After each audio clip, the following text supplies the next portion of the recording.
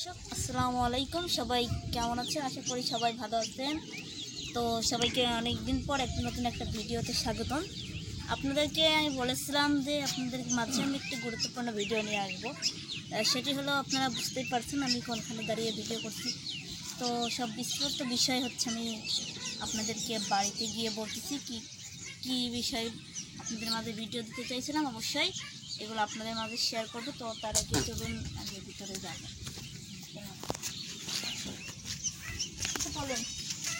এবার তুমি নিয়ে আসতে তো তোমাকে গেছিলাম আপনি।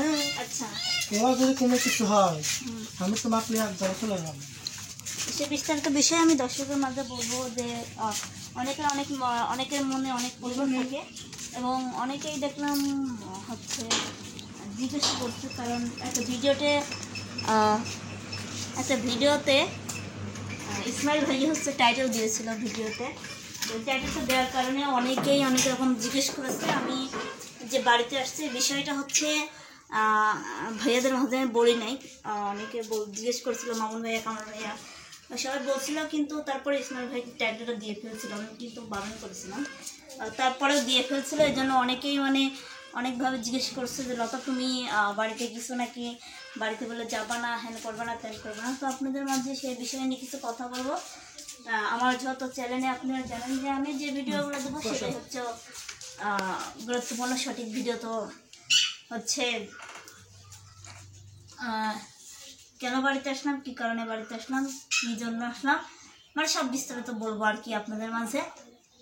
তো তার আগে হচ্ছে আলিফের মুখে কিছু বিস্তারিত শুনি যে তার মানে অনুভূতিটা কীরকম, মানে এখানে মন টিকবে কি না টিকবে, সেটা হচ্ছে কী কারণে চলে গিয়েছিলাম সেটা আপনারা সবাই জানেন। তো একটা কথা বলবো সবার মাধ্যমে, যে এক জায়গা থাকলে পরে একটু ঠোকা লাগে। হয়তো আমি ছোটো মানুষ, একটু বেশি কথা বলে ফেলেছিলাম, আর আমার একটু বেশিটা মেন্টালি রাগ হয়েছিল। তখন আমার বাচ্চা পেটে ছিল, খুব ভয় হয়েছিল যে কি বলতে কি হয়ে যাবে। তাই আপনারা অনেকেই কমেন্ট করেছিলেন যে লতা তুমি তোমার বাসায় চলে যাও, নিজের বাড়ি চলে যাও, হচ্ছে তোমার মামার বাড়ি থেকে চলে যাও, কতদিন আর মানুষের বাসায় থাকবা। তো আপনাদের কথার ভিত্তিতেও আসা হয়েছে। আর বিশেষ করে আপনাদের মাঝে এইসব বিষয়ে আমি একটু পরেই বলি, যতটুকু বলার দরকার আলিফ বলুক। আপনি বলেন। নিজের বাড়িতে না থাকতে চাই, সবাই নিজের বাড়িতে থাকতে চাই, বুঝছো? এখানে হচ্ছে আমাকে ভালো লাগছে। আর 7-8 মাস লতার মামার বাড়িতে আসলো, এই 8 মাস অনেক ভালো তারা। তারা উড়ে করে বাইক করে দিচ্ছে। আমরা সব ইচ্ছায় আমরা এখানে আছি, তারা আমাদেরকে যথেষ্ট পরিমাণে হেল্প করছে। স্বইচ্ছে আসতে, মানে আমার তো বাড়ি ঘর সবই আছে, সব কিছুই আছে।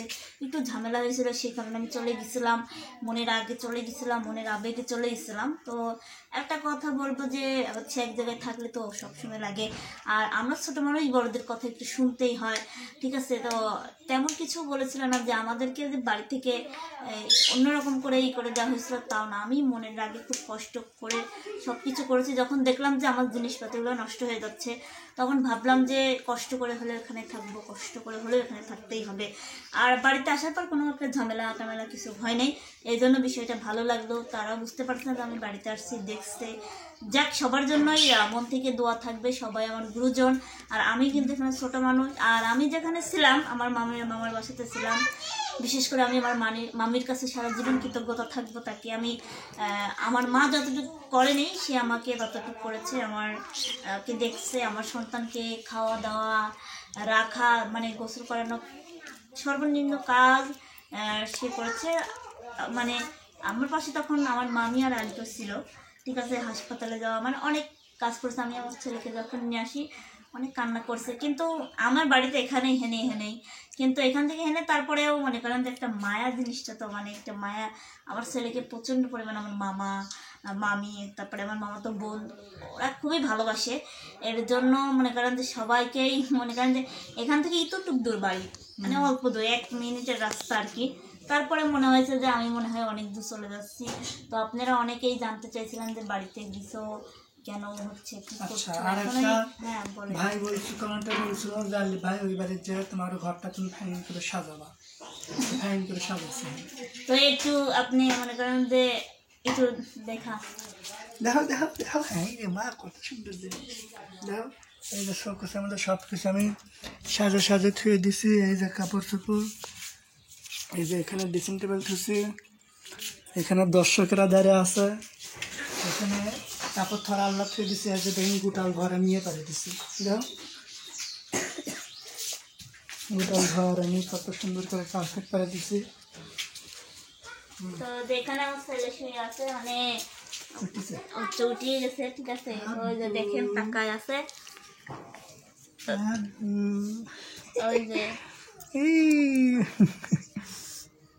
ফ্যান বন্ধ করে দিছি না, মানে গরম লাগতেছে আর কি, মানে ফ্যান দিলে পরে কত শোনা যাবে না, আমরা এই জন্যই বুঝছেন। তো যাই হোক, আপনারা সবাই দোয়া করবেন আমার ছেলের জন্য, যাতে আমার কোথাও আর দৌড়ধাপ না পারা লাগে, ঠিক আছে।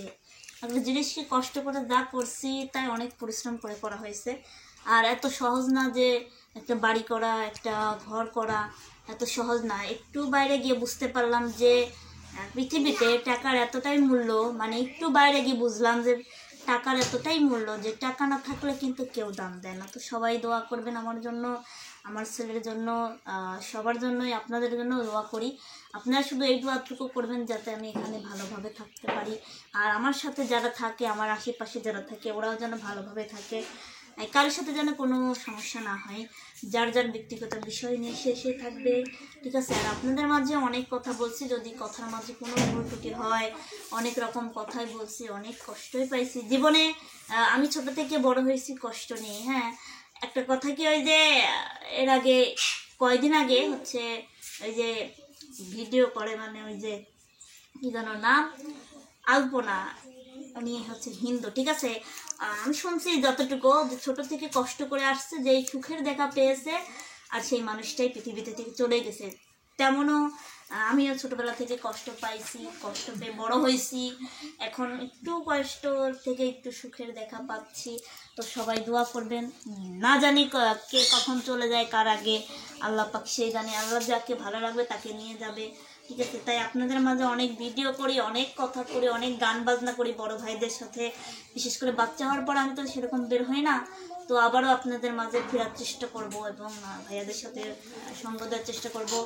আর আপনারা একটা কথা বলবো যে হচ্ছে, আপনারা যেখানে আমি নিজের মুখে বলছিলাম যে আমি বাড়িতে গেলে ভিডিওটা দিব, এই কথা বলছিলাম, কিন্তু তার আগেই ভাইয়া টাইটেলে লিখে ফেলেছিল যে হচ্ছে লতা পারভিন তার নিজ বাড়িতে ফিরে যাচ্ছে। এটা হচ্ছে সত্যি কথা, সেটাই। আমি কিন্তু এখানে এই বিষয় নিয়ে কোনো ভিডিও করতে চাইনি, দেন বাড়িতে গেছি কারণ আপনাদের মাঝে সব দিতেও চাইনি, কিন্তু দিতে বাধ্য হলাম কারণ আপনাদের মাঝে কথাটা যত উঠছে।